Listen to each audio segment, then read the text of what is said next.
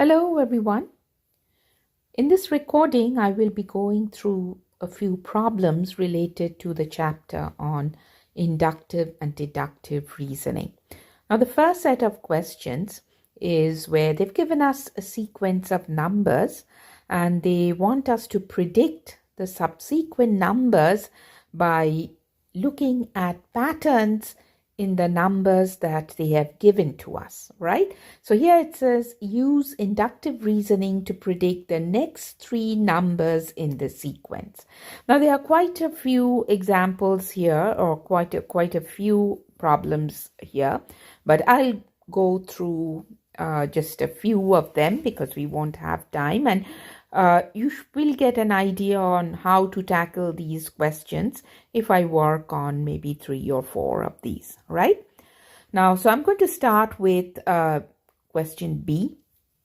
All right, now, the first thing that we must do here is to see if the numbers are increasing or decreasing.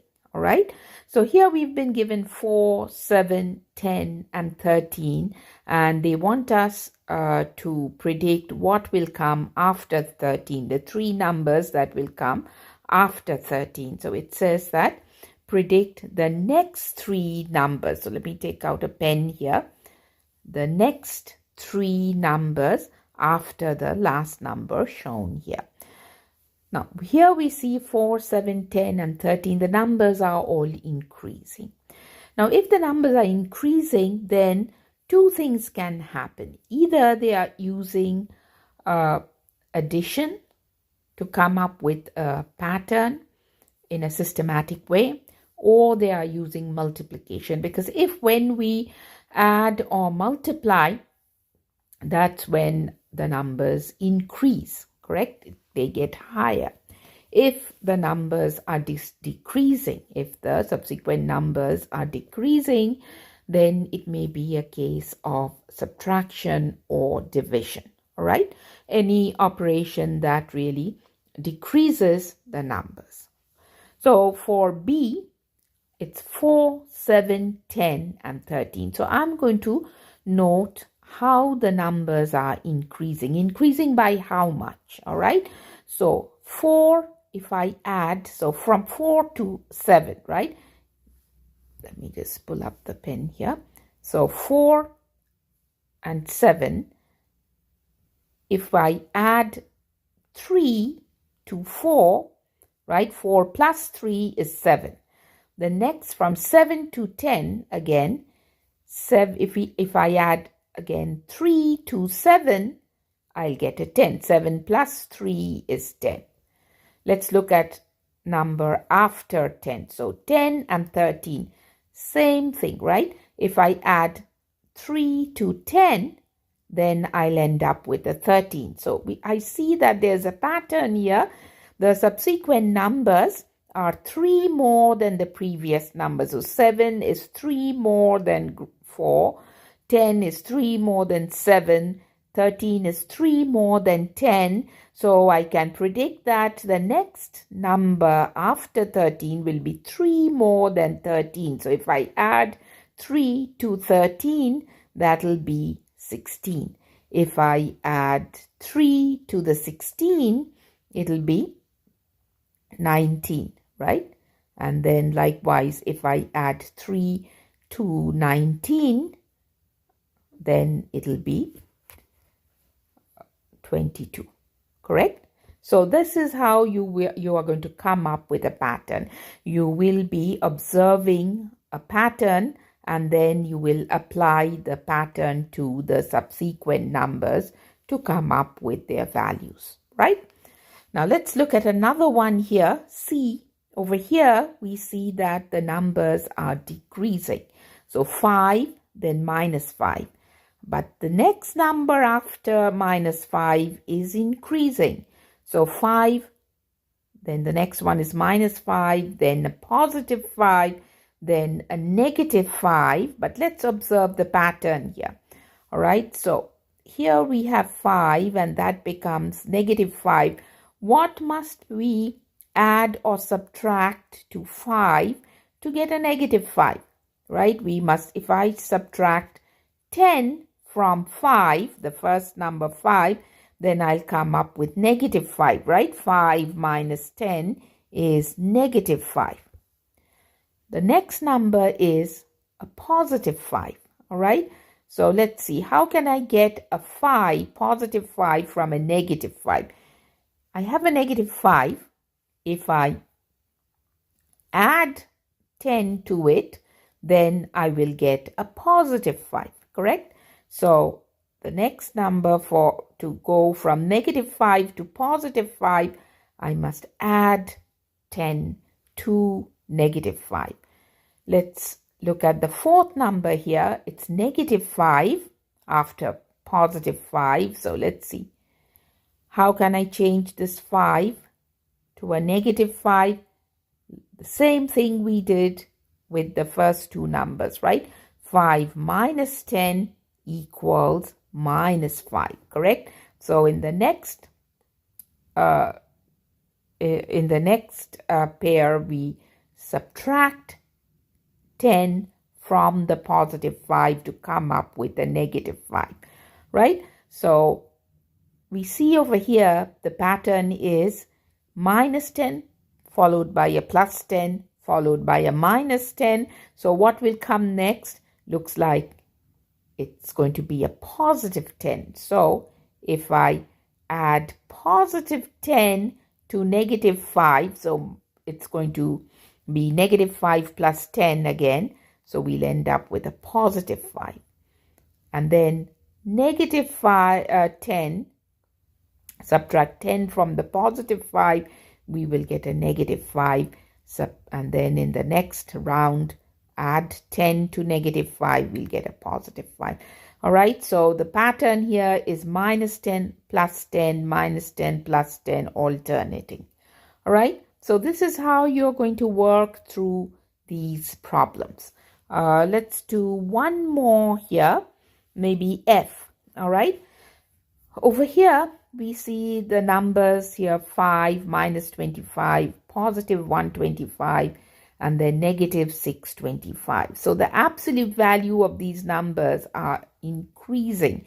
Even though there's a negative 25 and negative 625, if you just take the absolute values, then the absolute values are higher than the previous value. So how can I get a negative 25 from a positive 5? By multiplying the 5 with negative 5, correct? 5 times negative 5 is negative 25, isn't it? So if I multiply the first number 5 with negative 5, then I'll come up with a negative 25.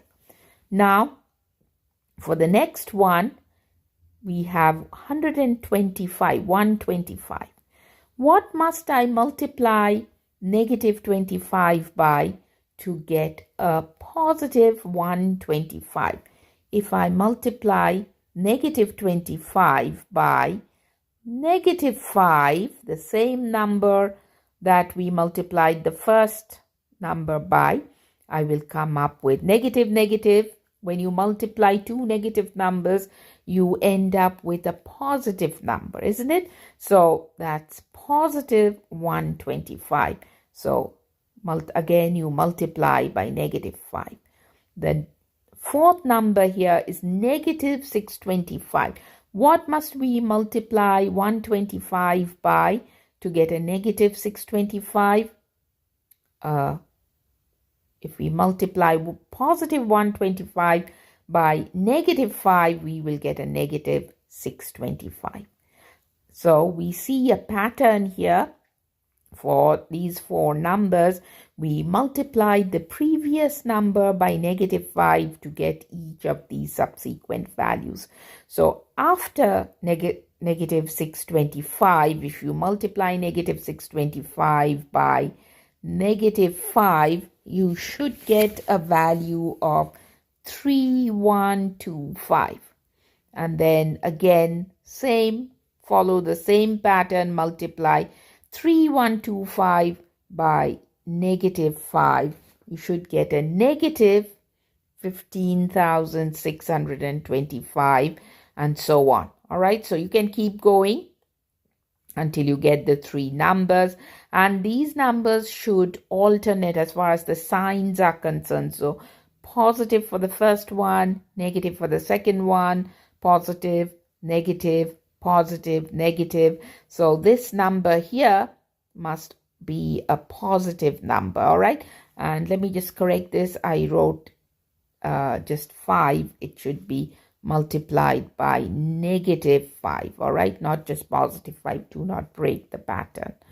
All right, so this gives you an idea how we can use inductive reasoning to find subsequent numbers. All right, so in inductive reasoning, what happens is we look at specific cases, identify a pattern, and make broad generalizations on how the rest of the numbers are going to look like. All right, so here we have used inductive reasoning to come up with the values. So hopefully you can use this strategy to work on similar problems on this chapter, right?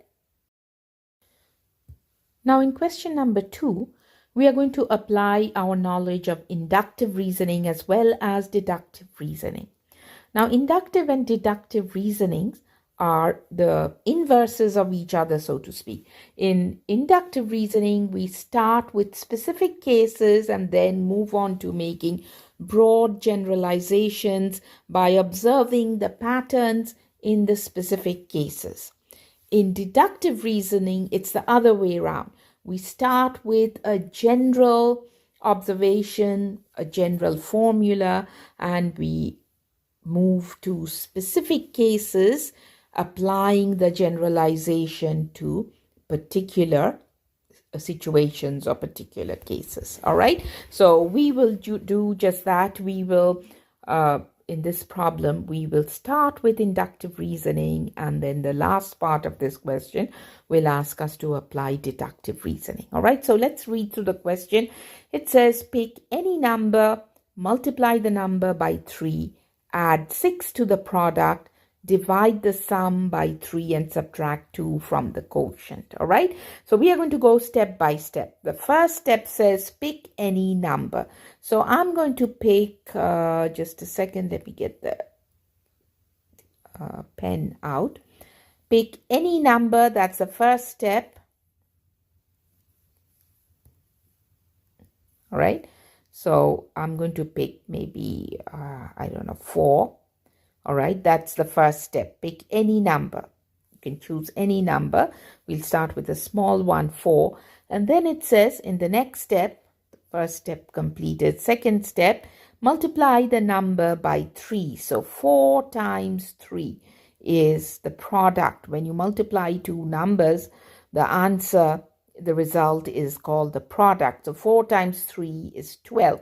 So I've completed this part, multiplying the number by 3. Then the next part says add 6 to the product. So that means in the next step, I'm going to add 6 to, this is the product. All right, so 12 plus 6 equals 18. All right, so I'm done with part 6. Let me write here. This was step 1. This was step 2. This was step 3. I want to make sure I went through all the steps one after the other. And then it says divide the sum by 3. So let's go like this here. In the fourth step, divide the sum by 3. So the sum was 18. So 18 divided by 3 is 6. 6 3 is 18, 6. And then the final step says subtract 2 from the quotient. So when we perform a division, the result is a quotient. It's called a quotient. All right. So in the last step, fifth step, it says subtract 2 from the quotient. So 6 minus 2 equals 4. All right. So we've completed this step. Our final answer is a 4. Now let's answer the questions here in these parts. In part A, it says, what is the relationship between the number you started with and the final number. So first number, in first step, we started with a 4. What did we end with? In step 5, we ended with the 4. The final number was a 4. So what is the relationship between the numbers? The two numbers are equal, correct? The two numbers are equal. All right.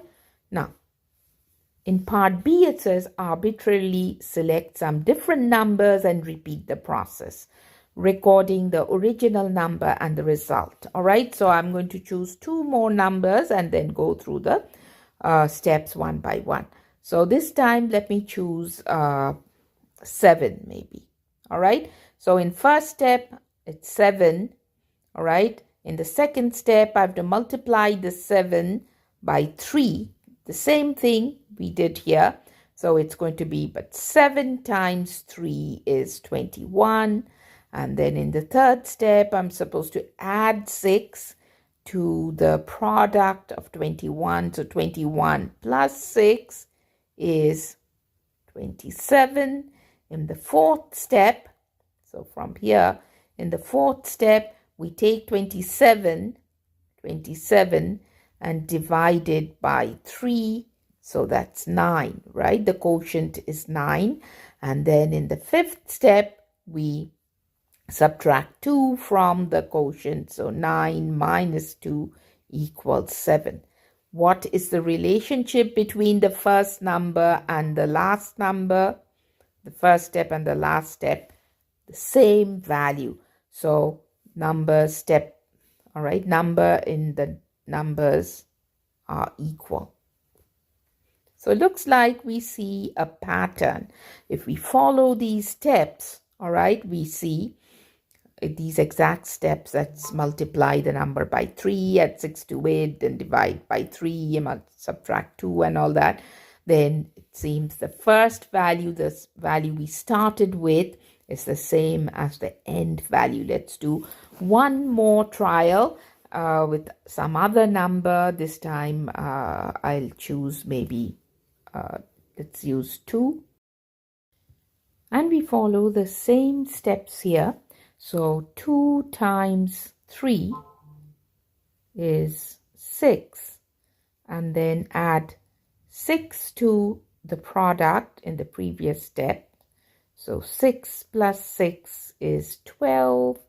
Then in the fourth step, we divide 12 by 3, gives us a 4. And in the final step, in the fifth step, we subtract 2 from the quotient, which is a 4. So 4 minus 2 is 2. And yes, we ended up with the same result as what we started with. All right. So here too, the numbers are equal, correct? The numbers are equal. Now, so we've observed a pattern, and we can pretty much predict that if we work with another number and follow these exact steps one by one, then we will end up with the number we started with. Part C says, can you make a conjecture about the relationship between the original number and the result? So the conjecture is the original number and the result are going to be the same. Original number and result, they are going to be the same. All right? Or the same or equal, whatever you want to write. And then the last one says, prove using deductive reasoning the conjecture you made in part C. All right, so here we are going to apply deductive reasoning. That means we are going to come up with a general formula, so to speak, instead of using a specific value like 7 or 2 or 4. We are going to start with a general number, that means a variable where we can input any value. And let's see what the results are going to be when we walk through these very steps. So we are going to call that number n or x, whatever you please. All right. So in the first step, instead of using a specific value, all right, we are going to start with a general variable. We'll name that n. All right. In the second step, it says multiply n by 3. So 3 times n, correct? 3n. In the third step, add 6 to whatever the product was, correct? So if it was 3n, we add 6 to it, all right? In the fourth step, it says divide so here we have 3n plus 6.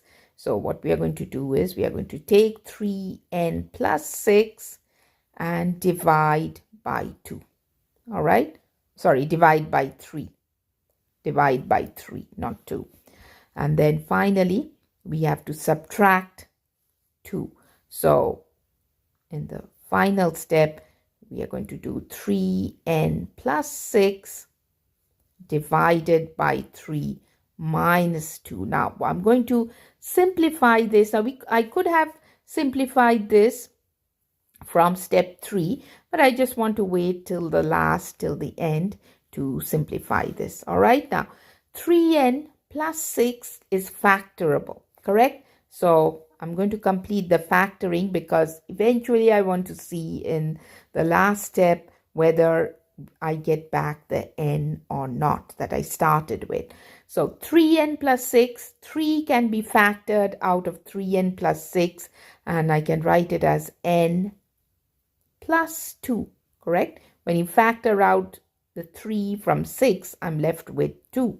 So it's n plus 2 divided by 3 minus 2. Now, I can divide these 3, the 3 in the numerator and 3 in the denominator. Let me write this down one more time because it's hopping all over the place. So 3n plus 2 plus 3 it was, minus the 2.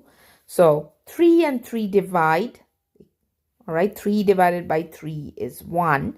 So we end up with n plus 2. All right, n plus 2. I'm going to take this off the brackets and just write it as n plus 2. And then there's a minus 2. So I'm going to write minus 2.